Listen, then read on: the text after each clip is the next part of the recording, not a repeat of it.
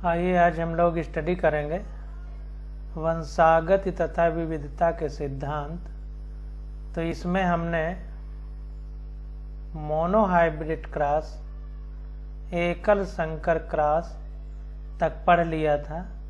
मोटी मोटी भाषा में एकल संकर क्रॉस का मतलब है कि किसी एक लक्षण को ध्यान में रख करके क्रॉस कराया जाए, तो उसे हम एकल संकर क्रॉस कहेंगे। अब आगे हम लोग पढ़ते हैं। तो कह रहा है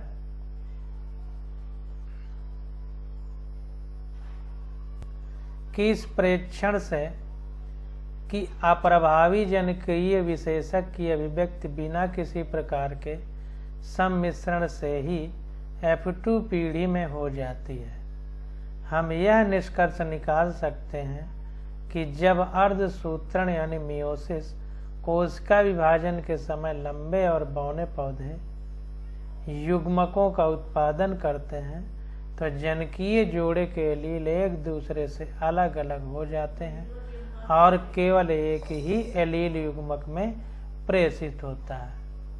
एलीलों का यह संयोजन यादृच्छिक यानी रैंडम होता है और युग्मक में कोई एक एलील होने की संभावना 50% होती है।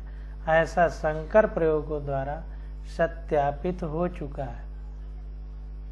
तो कहने का मतलब ये है कि जैसा हमने देखा कि एक शुद्ध पौधे का जो लंबा था उसमें शुद्ध कैसा है ये जानने के लिए हमने बहुत बार स्वपरागण करा के पता लगाया कि ये शुद्ध है। फिर उस शुद्ध पौधे का किसी बौने पौधे जो स्मॉल टी है, इसमें भी कई बार स्वपरागण करके हम लोग ये पता लगाएंगे कि ये शुद्ध स्मॉल टी है कि नहीं।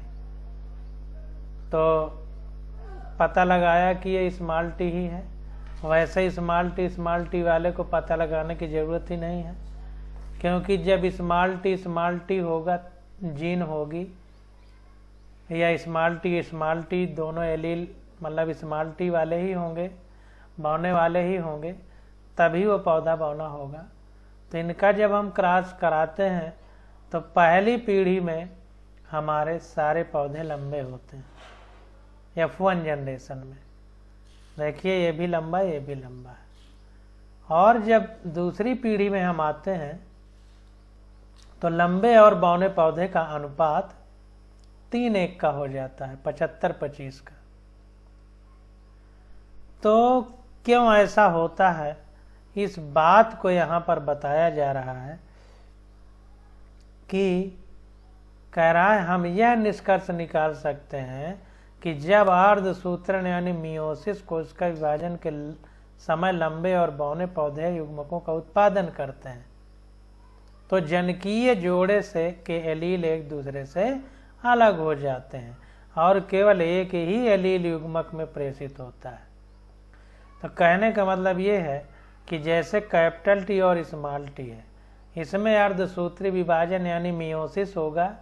तो मियोसिस का मतलब होता है कि आधे आधे जाएंगे।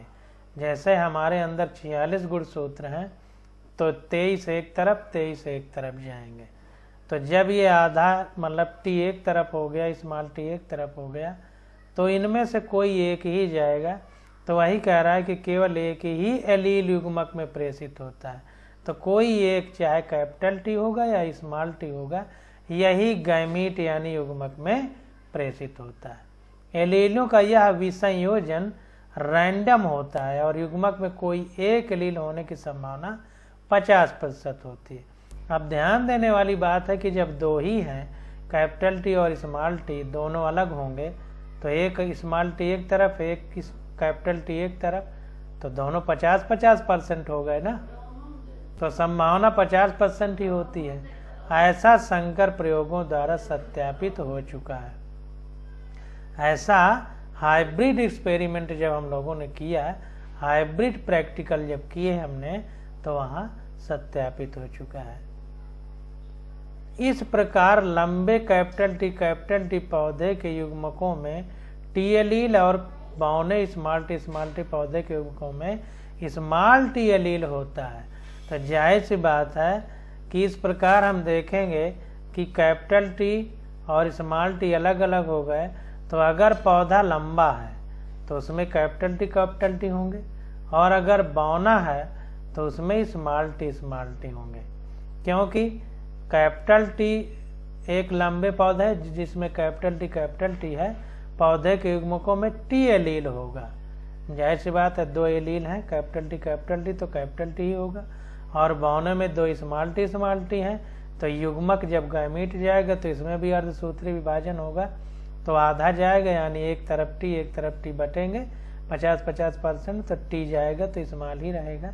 तो इस प्रकार से लंबे पौधे में कैपिटल टी और स्मॉल पौधे में स्मॉल टी। ये शुद्ध होमोजाइगस प्लांट की बात की जा रही है, समयुग्मकी होमोजाइगस।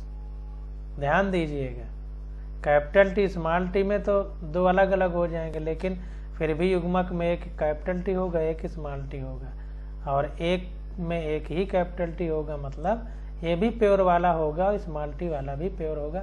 लेकिन यहाँ पर चूंकि कैपिटल टी है, इसका मतलब शुद्ध पौधा लिया गया है, शुद्ध लंबा और शुद्ध बौना। इसको होमोजाइगस कहेंगे। होमो मतलब सेम, हेटेरो मतलब डिफरेंट। ये हेटेरोजाइगस है क्योंकि एक एलील कैपिटल टी है, एक एलील स्मॉल टी है। ये होमोजाइगस है क्योंकि एक एलील कैपिटल टी है तो दूसरा भी हमारा कैपिटल टी है। तो इस बात को ध्यान देना। तो इस प्रकार से पता चला कि ये दोबारा वाले बौने क्यों हो गए 3:1 के अनुपात में। तो उसके से पता चल रहा है कि जब अर्धसूत्री विभाजन होता है, मियोसिस की क्रिया होती है, तो दोनों एलील अलग अलग हो जाते हैं, और ये प्रक्रिया जो विसंयोजन होता है, यानी इनका अलग होना होता है, वो यादृच्छिक यानी रैंडम होता है, कहीं से भी उठा करके जो कोई भी जा सकता है। यादृच्छिक का मतलब प्रकृति की इच्छा से कह सकते हैं। इच्छिक का मतलब इच्छा से, यादृच्छिक मतलब पता नहीं, कुछ भी हमारी इच्छा से नहीं हो रहा, नेचुरल हो रहा है। इस प्रकार लंबे कैपिटल टी पौधे के युग्मकों में टी एलील और बौने स्मॉल टी पौधे के युग्मकों में स्मॉल टी एलील होता है। जाहिर सी बात है, कैपिटल टी है तो कैपिटल टी ही जाएगा। गैमीट में क्योंकि दो गैमीट अगर बनेंगे तो एक में कैपिटल टी तो दूसरे में भी कैपिटल टी। स्मॉल टी के बनेंगे तो एक में स्मॉल टी तो दूसरे में भी स्मॉल टी। कुल मिला के गैमीट जब बनेंगे तो एक सिंगल वाला रहेगा। तो निषेचन के समय ये दो एलील कैपिटल टी एक जनक से पराग के माध्यम से और स्मॉल टी दूसरे जनक से अंड के माध्यम से आकर युग्मन करके ऐसे जाइगोटों का निर्माण करते हैं जिनमें एक कैपिटल टी एलील और दूसरा स्मॉल टी एलील होता है।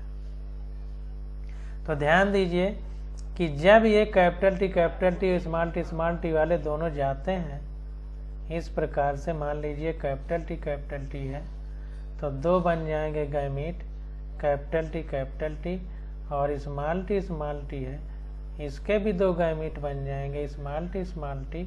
अब इनके बाद जब फिर से क्रॉस होता है तो इसका कैपिटल टी इसका स्मॉल टी मिल के कैपिटल टी स्मॉल टी बना देते हैं, ये बन जाता है। और कुछ में स्मॉल टी बनेंगे। अभी इसको देखेंगे तो सारी चीजें समझ में आ जाएंगी। अभी हम बना के दिखाते हैं। जैसे चलिए बना के दिखा देते हैं।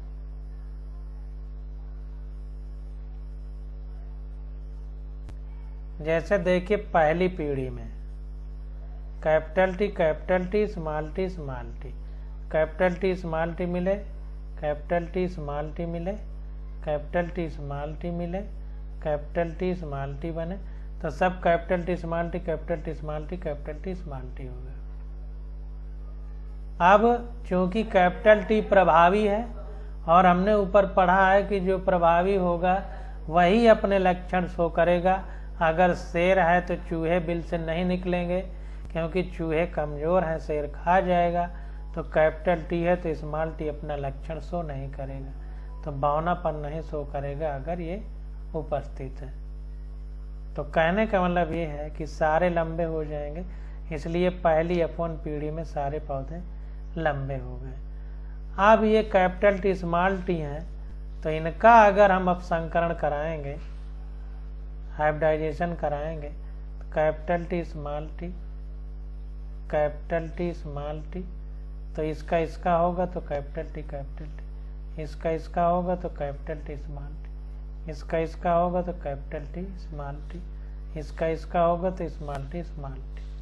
अब देखिए ये जो तीनों हैं, ये तो प्योर टाल है, ये हाइब्रिड है। तो हाइब्रिड है लेकिन इसमें कैपिटल टी है, तो स्मॉल टी वाले यानी बौने लक्षण को नहीं शो करने देगा, इसलिए ये पौधा भी लंबा होगा। इसमें क्या होगा, ये में कैपिटल टी है, स्मॉल टी वाले लक्षण को नहीं शो होने देगा, इसलिए ये भी पौधा लंबा होगा। तो 3 पौधे हमारे लंबे हो जाएंगे। इसमें कैपिटल टी नहीं है, इसलिए ये बौना हो जाएगा। इसलिए 3:1 के अनुपात में 3 लंबे होंगे तो 1 बौना होगा। तो फिनोटाइप यानी दिखाई देने वाला लक्षण क्या है, 3:1 का है। 3 पौधे लंबे दिखाई देंगे, 1 पौधा बौना दिखाई देगा। तो फिनोटाइप यानी दृश्य वाला जो है हमारा, वो लंबा 3 है, बौना 1 है। लेकिन अगर जीनोटाइप की बात करें, तो जीनोटाइप की बात करेंगे तो 3 देखिए ये है, इसमें ये आ जाएगा। 1 लंबा कैपिटल टी वाला है 1 रेशियो, स्मॉल कैपिटल टी वाले 2 हैं, तो 2 रेशियो, स्मॉल टी वाला 1, तो 1 2 1 का रेशियो आ जाएगा कैपिटल टी स्मॉल टी।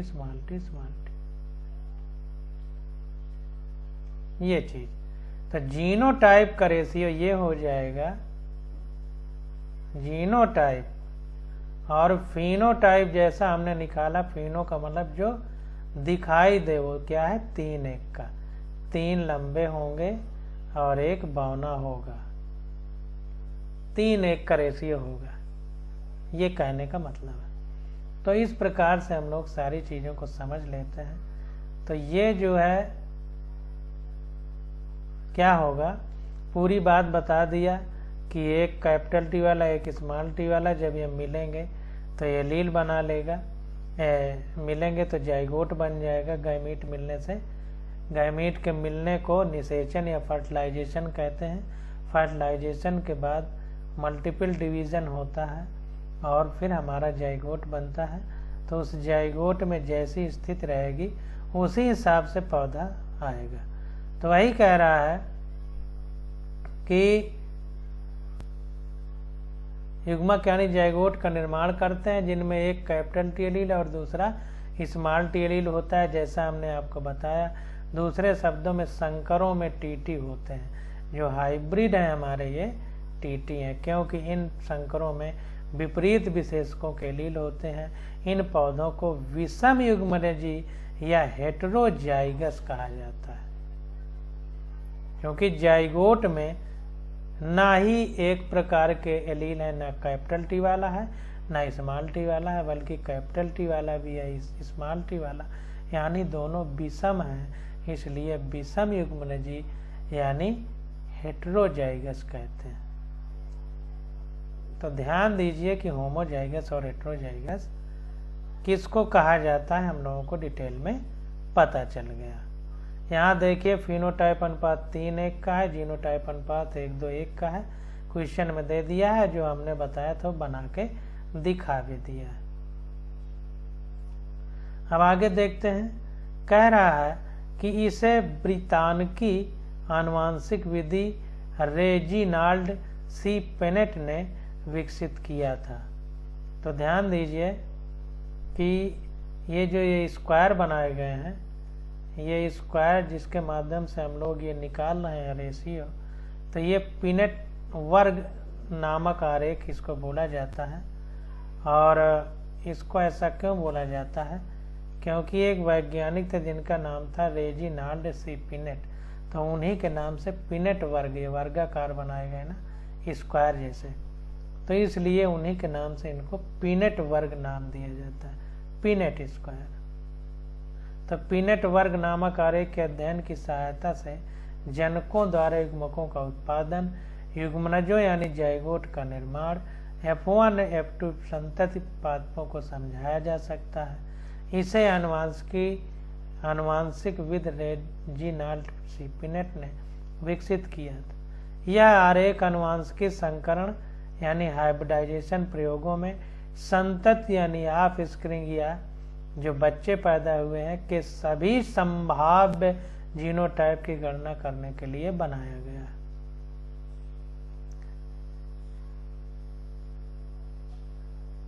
तो जीनोटाइप की गणना करने के लिए बनाया गया है। सभी संभाव्य युग्मकों को सबसे ऊपर की कतार में बाईं तरफ के स्तंभ में दोनों तरफ लिखा जाता है, जैसा अभी हमने लिख के बनाया था। बाईं तरफ स्तंभों में दोनों तरफ लिखा जाता है। सारे संभाव्य संयोजनों का प्रतिरूप नीचे के वर्ग के बॉक्सों में किया गया है।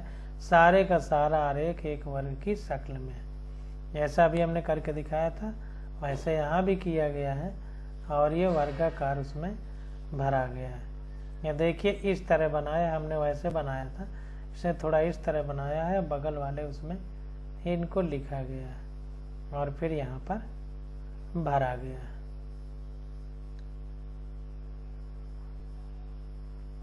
अब देखिए आगे कह रहा है कि पिनेट वर्ग में जनकीय लंबे टीटी नर, बौने टीटी स्मॉल टी मादा पौधे, इनके द्वारा उत्पन्न युग्मक और F1 जिसमें कैपिटल टी स्मॉल टी था ऊपर, संतति पीढ़ी दर्शाए गए हैं। तो कह रहा है पिनेट वर्ग में जनकीय लंबे जो कैपिटल टी हैं ये नर हैं मेल, और जो स्मॉल टी बौने जो हैं ये मादा पौधे, इनके द्वारा उत्पन्न युग्मक जो गैमीट बने, और F1 पीढ़ी में जो कैपिटल टी स्मॉल टी बने ये संतत पीढ़ी दर्शाए गए हैं जो ऊपर फिगर बना। Capital T small T genotype के F1 पौधे स्वपरागित हैं। तो capital T small T genotype के जो F1 पौधे हैं इनमें स्वपरागण कराया गया है आपस में, सेल्फ पॉलिनेशन। F1 पीढ़ी के नर यानी अंड और मादा, जिसमें पराग नर अंड में जाएगा और मादा में पराग आएंगे, के द्योतन के लिए क्रमशः 0 बना के नीचे प्लस अंड के लिए मादा, और देखिए थोड़ा उल्टा लिखा है, नर के लिए पराग मादा के लिए अंड लिखना चाहिए। तो ये मादा को शो करने के लिए गोला बना के नीचे प्लस लिखते हैं, और नर को शो करने के लिए गोला बना के ऊपर तीर लिखते हैं, जैसा हमने ऊपर बना था तो आपको बताया था। यहाँ पर थोड़ा देखते हैं इंग्लिश वाली बुक में थोड़ा सा मिस्टेक हो रहा है।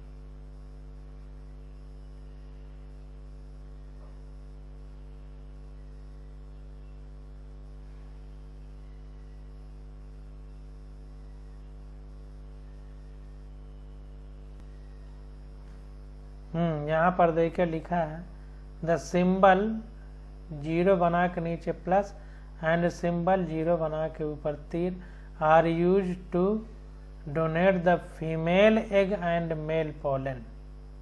मतलब फीमेल एग डोनेट कर रही है और मेल पोलन, देखिए मेल के साथ पराग, नर के साथ पराग और मादा के साथ अंड यानी एग।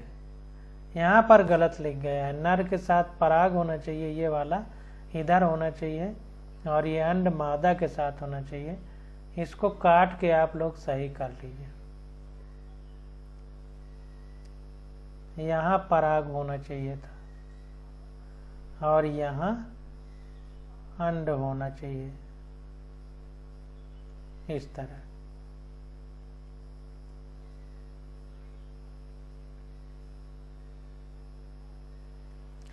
तो के प्रतीकों को काम में लाया जाता है, यानी गोला बना के नीचे प्लस लिखा हो तो मादा एग का संकेत है, और गोला बना के तीर तिरछा लगी हो तो ये पराग यानी पॉलन का प्रतीक है। यानी मेल के लिए तीर वाला निशान लगेगा 0 बना के या गोला बना के, और फीमेल के लिए गोला बना के नीचे प्लस लगेगा।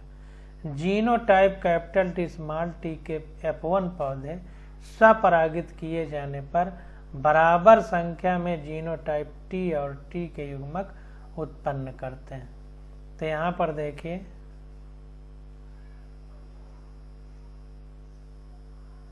टी और टी बराबर संख्या में, एक ही मतलब 1 2 1 का अनुपात है, यानी 2 है। ये 2 है तो ये भी 2 है, ये कहने का मतलब लंबे और बौने 2 हैं तो 2 ये है। तो वही कह रहा है कि genotype capital T small T के F1 पौधे स्वपरागित किए जाने पर बराबर संख्या में जीनोटाइप कैपिटल टी और स्मॉल टी के युग्मक उत्पन्न करते हैं। जब निषेचन होता है तो जीनोटाइप कैपिटल टी के परागकणों द्वारा जीनोटाइप कैपिटल टी और स्मॉल टी के अंडों को परागित करने की 50% संभावना रहती है।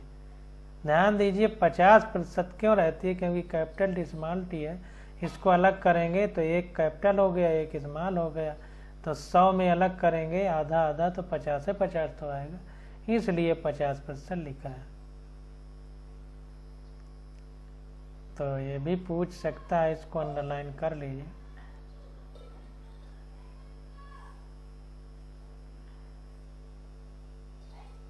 साथ ही जीनोटाइप स्मॉल टी के परागकणों के जीनोटाइप कैपिटल टी और जीनोटाइप स्मॉल टी के अंडों को परागित करने की 50% संभावना रहती है। तो देखिए कैपिटल टी और स्मॉल टी के अंडों को परागित करने की 50% संभावना होती है। साथ ही जीनोटाइप अगर स्मॉल टी के परागकण हैं और जीनोटाइप टी और जीनोटाइप स्मॉल टी के अंडों को परागित करने की 50% संभावना रहती है। मतलब उलट पलट भी जाए तो संभावना 50% रहेगी, क्योंकि कैपिटल टी स्मॉल टी 50-50%। संयोग आधारित यादृच्छिक निषेचन का परिणाम यह होता है कि प्रत्युत्पन्न zygote capital T small T या स्मॉल टी जीनोटाइपों के हो सकते हैं। अब देखिए जब उनमें आपस में युग्मकों में यानी गैमीट में निषेचन यानी फर्टिलाइजेशन होता है, युग्मकों का मिलना निषेचन है, और तो ये जब होता है तो यादृच्छिक यानी रैंडम अपनी इच्छा से कुछ भी हो सकता है। तो जो संभावनाएं बनती हैं उनमें कैपिटल टी स्मॉल टी या स्मॉल टी जीनोटाइप हो सकते हैं, जैसा हमने यहाँ ऊपर फिगर में देखा। कैपिटल टी स्मॉल टी यही संभावनाएं हैं, इसके अलावा और कोई संभावना नहीं होगी।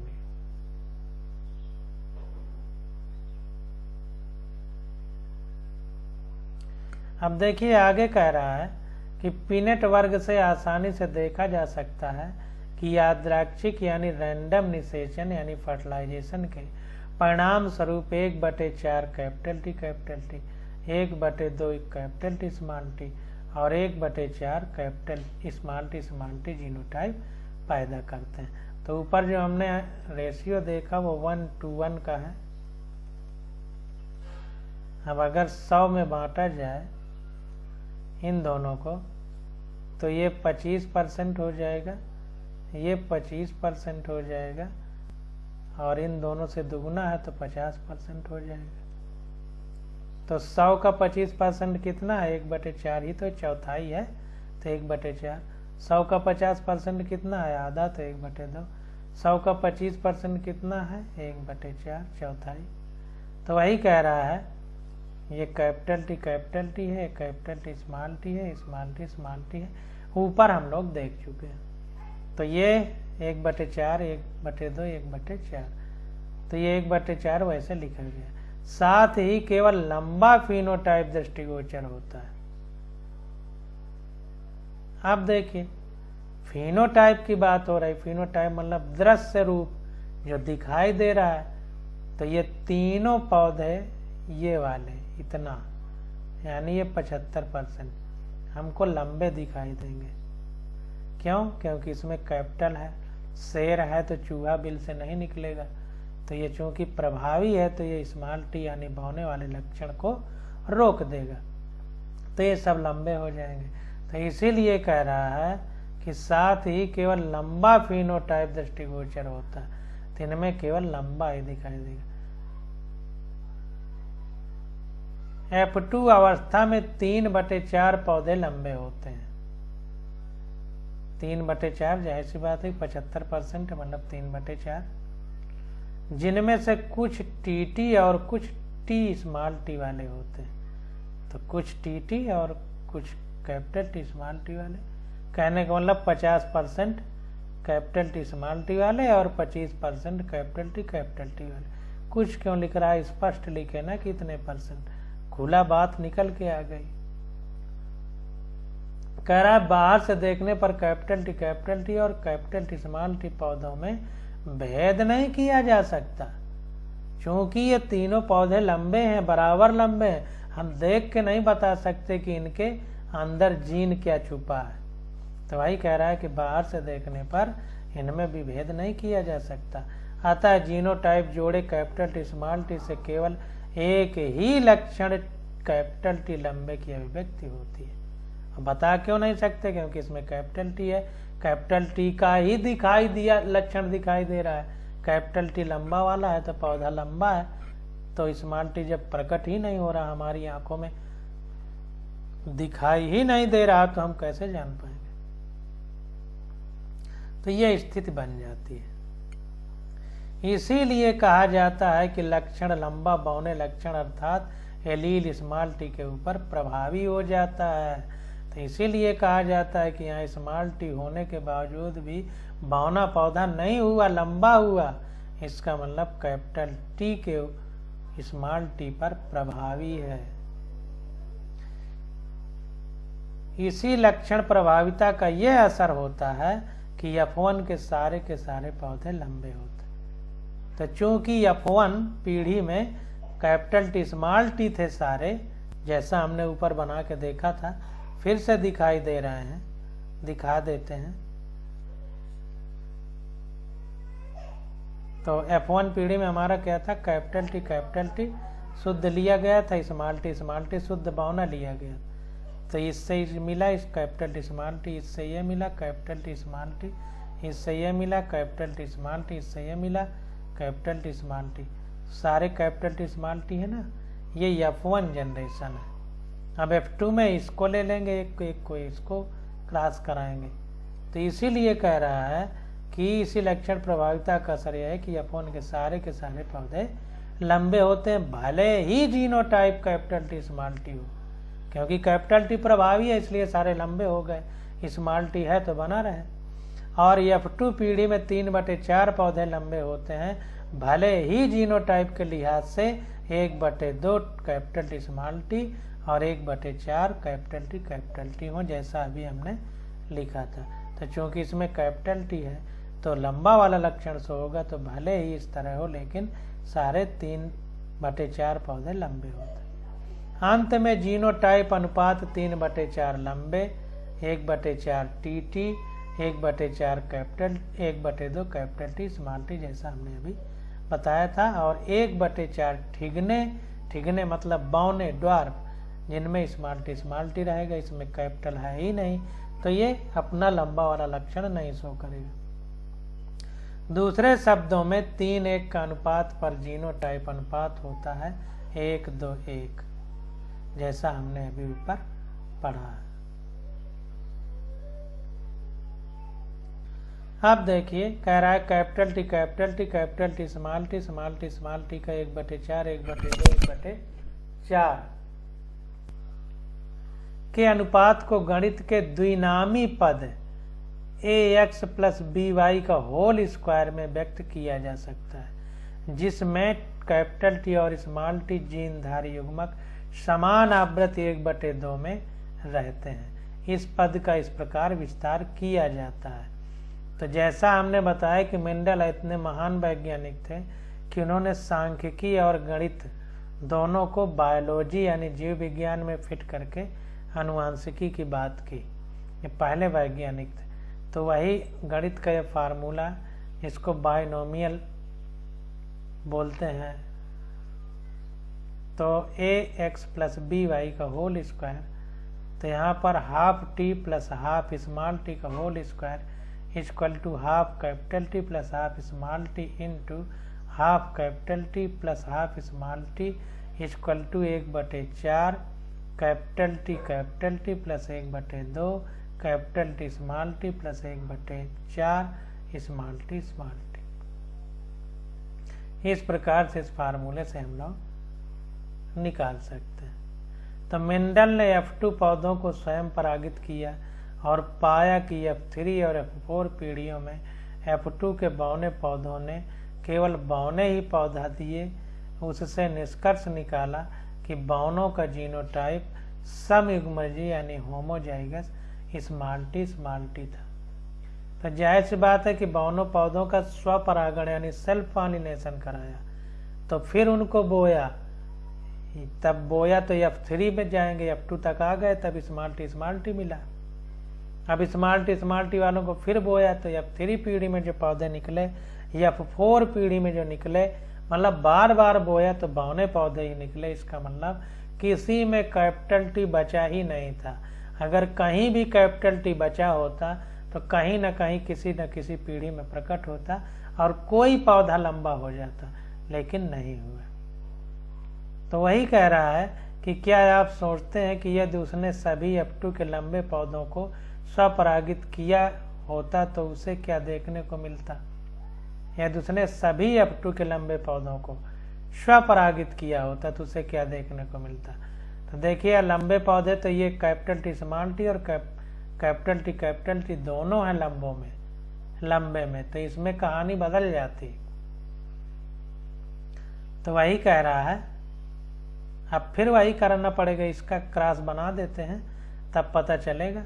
इसको ऐसे लिख देंगे, ऐसे बना के। अब इनका अगर स्वपरागण कराया जा रहा है तो कैपिटल टी स्मॉल टी इस तरह हो जाएगा। तो कैपिटल टी स्मॉल टी। तो देखिए, सारे पौधे लंबे फिर होंगे, लेकिन जीनोटाइप देखा जाए तो 2-2 का रेशियो है। कैपिटल टी 2 है, कैपिटल टी स्मॉल टी 2 है, लेकिन लंबे सारे पौधे होंगे। अभी एक बार बोने में, आगे फिर कुछ बदल जाए अलग बात। अगर इस तरह करेंगे तो जैसा हमने बताया। तो वही कह रहा है कि पिछले अनुच्छेद पैराग्राफों से स्पष्ट है कि गणितीय प्रायिकता के प्रयोग से जीनोटाइप अनुपातों की गणना की जा सकती है मैथ से, किंतु केवल प्रभावी विशेषकों के फिनोटाइप को देखने भर से जीनोटाइप संरचना का ज्ञान संभव नहीं है। तो जो प्रभावी विशेषक है, जैसे कैपिटल टी हमारा प्रभावी है, लेकिन कैपिटल टी स्मॉल टी होने पे पौधा लंबा है, तो सिर्फ इस बात से हम ये निष्कर्ष नहीं निकाल सकते कि आगे क्या होगा। तो वही कह रहा है कि किंतु केवल प्रभावी विशेषकों के फिनोटाइप को देखने भर से, कि मतलब लंबा है तो उसमें कैपिटल टी और कैपिटल टी स्मॉल टी दोनों हो सकता है, तो हम केवल लंबे को देख करके जीनोटाइप संरचना का अनुभव नहीं कर सकते, का ज्ञान संभव नहीं है, क्योंकि लंबे में कैपिटल टी और कैपिटल टी स्मॉल टी भी हो सकता है। जैसे कि F1 या F2 के लंबे पौधों का जीनोटाइप कैपिटल टी है या कैपिटल टी स्मॉल टी है, इसका भविष्य ज्ञात नहीं हो सकता। तो इसका भविष्य में क्या होगा, ज्ञात नहीं हो सकता ऐसे पौधे को देख करके। इसलिए F2 के लंबे पौधे के जीनोटाइप निर्धारण के लिए मेंडल ने F2 के लंबे पौधों का बौने पौधों से संकरण किया। तो अब इसके लिए क्या किया कि लंबे पौधों का बौने पौधों के साथ संकरण किया। इसे उन्होंने परीक्षार्थ संकरण नाम दिया, टेस्ट क्रॉस। तो ध्यान दीजिए, पूछेगा कि टेस्ट क्रॉस में किसके किसके बीच जो है क्रॉस कराया जाता है, तो हमें टेस्ट करने के लिए जाहिर सी बात है टेस्ट उस चीज का किया जाएगा जिसमें शंका है। तो जो कैपिटल टी और कैपिटल टी स्मॉल टी है, इन्हीं में दोनों में लंबे पौधे हैं, तो अब शंका है कि जीनोटाइप कौन सा होगा, तो इसी के बीच क्रॉस कराया जाएगा, क्योंकि परीक्षा तो उसी के लिए जाती है जिस पे शंका हो। तो कैपिटल टी और कैपिटल टी स्मॉल टी के बीच जब क्रॉस कराया जाएगा तो उसे परीक्षार्थ संकरण और अंग्रेजी में इसी को टेस्ट क्रॉस बोलते हैं। इस प्रयोग में प्रभावी फिनोटाइप वाले जीव, जहां पर मटर का पौधा जिसका जीनोटाइप मालूम करना है, परीक्षार्थ जीव का अप्रभावी पौधे से संकरण किया जाता है, ना कि स्वपरागण जैसा पिछले प्रयोगों में किया गया था। तो ध्यान दीजिए कि जो टेस्ट क्रॉस कराया जाता है तो उसमें क्या होता है कि जैसे इस पौधे को टेस्ट, जैसे पौधा हुआ लंबा है और ये टीटी जीनोटाइप वाला है, तो इसका अप्रभावी वाले पौधे से क्रॉस कराएंगे, यानी बौने वाले से, जो स्मॉल टी है, या इसको टेस्ट कराना है तो इसका स्मॉल टी से क्रॉस करें। तो वही कह रहा है कि इस प्रयोग में प्रभावी फिनोटाइप वाले जीव, यहाँ पर मटर का पौधा लिया गया है, तो जिसका जीनोटाइप मालूम करना है उसे परीक्षार्थ जीव कहते हैं, यानी उसका टेस्ट करना का अप्रभावी पौधे से संकरण किया जाता है, ना कि स्वपरागण। उसका अप्रभावी पौधे से किया जाता है, ना कि इन्हीं में स्वपरागण या सेल्फ पॉलिनेशन कराया जाता है। परीक्षार्थ जीव के जीनोटाइप निर्धारण हेतु ऐसे संकरण की संतति का विश्लेषण निर्धारण के हेतु ऐसे संकरण की संतति का विश्लेषण किया जा सकता है। तो इस प्रकार से हम जीनोटाइप का पता लगा सकते हैं। चित्र 4.5 में ऐसे संकरण के परिणाम दर्शाए गए हैं। यहाँ पर बैंगनी W रंग श्वेत स्मॉल W के ऊपर प्रभावी है। चित्र 4.5 देखते हैं। तो यहाँ पर देखिए लिखा है परीक्षार्थ संकर का आरेखी प्रतिरूपण, यानी टेस्ट क्रॉस का यहाँ पर यह निरीक्षण किया जा रहा है। तो यहाँ पर देखिए कैपिटल W या स्मॉल W सम युग्मनजी अप्रभावी है यानी बौना वाला या ड्वार्फ वाला। अगर लंबाई को लें, यहाँ रंग को लिया गया है तो यह नीला हमारा प्रभावी है, सफेद अप्रभावी है। तो ये कैपिटल W दो ही में हमें शंका है, क्योंकि नीले दो प्रकार के हैं। कैपिटल W वाला भी नीला है, कैपिटल W स्मॉल W वाला भी नीला है। तो इन दोनों का क्रॉस करा देंगे हम लोग सफेद वाले यानी स्मॉल W वाले से, तो पता चल जाएगा। तो यहाँ पर देखिए क्रॉस कराया तो कैपिटल W स्मॉल W से, तो कैपिटल W स्मॉल W, इसका कराया तो कैपिटल W स्मॉल W, फिर यहाँ पे इसका कराया तो कैपिटल W स्मॉल W, इसका कराया इससे तो कैपिटल W स्मॉल W।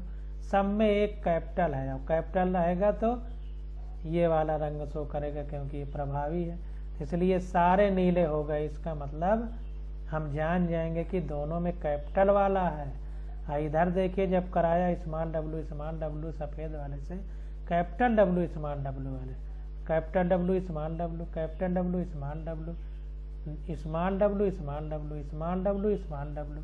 तो देखिए यहाँ पर कैपिटल W दो में ही आया तो दो केवल नीले होंगे, दो में स्मॉल W है तो नीला नहीं आएगा क्योंकि कैपिटल वाला है नहीं। तो ये जो है यहाँ से पता चल गया कि इसमें एक कैपिटल W है, एक स्मॉल W, ये सारे नीले हैं, इसका मतलब ये इसमें दोनों कैपिटल W है। ये हम पता लगा सकते हैं। यहाँ पर देखिए नीचे लिखा गया परिणाम सारे पुष्प बैंगनी है, व्याख्या अनजाना पुष्प सम युग्मनजी प्रभावी है। तो सारे बैंगनी है तो एक ही तरह के, यानी होमोजाइगस प्रभावी है, डोमिनेंट, तभी तो प्रभाव सब में है क्योंकि कैपिटल वाला सब में चला गया। यहाँ पर आधे पुष्प बैंगनी है और आधे श्वेत है। अनजाना पुष्प विषम युग्मनजी यानी हेटेरोजाइगस है, यानी एक कैपिटल है एक स्मॉल है। अब देखिए यहाँ बता रहा है कि पिनेट वर्ग का प्रयोग करके परीक्षार्थ संकरण में संतति के स्वरूप को ज्ञात करने का प्रयोग करो, आपको यह अनुपात मिला। इस संकरण अभी आपको करके देखना है, ये कहने का मतलब है। अब देखिए आगे कह रहा है कि संकरण प्रयोग की जीनोटाइपों का उपयोग करके क्या आप परीक्षा संकर की एक सामान्य परिभाषा दे सकते हैं? दे सकते हैं, जाहिर सी बात। एक संकर संकरण प्रयोगों के अपने प्रेक्षणों को आधार बनाकर मेंडल ने इनकी वंशागत संबंधी अपनी समझ के सार रूप के 2 सामान्य नियम प्रस्तावित किए। तो ये सब प्रयोग करके मेंडल ने 2 नियम प्रस्तावित किए। प्रथम नियम प्रभाविता का है, लॉ ऑफ डोमिनेंस, और दूसरा नियम विसंयोजन का है। इनको इंग्लिश में देख लेते हैं।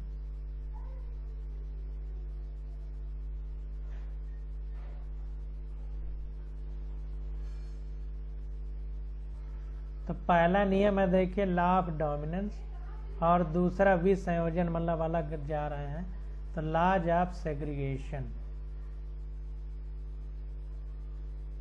तो 2 लॉ ऑफ डोमिनेंस यानी प्रभाविता का नियम, दूसरा विसंयोजन का नियम यानी लॉ ऑफ सेग्रीगेशन।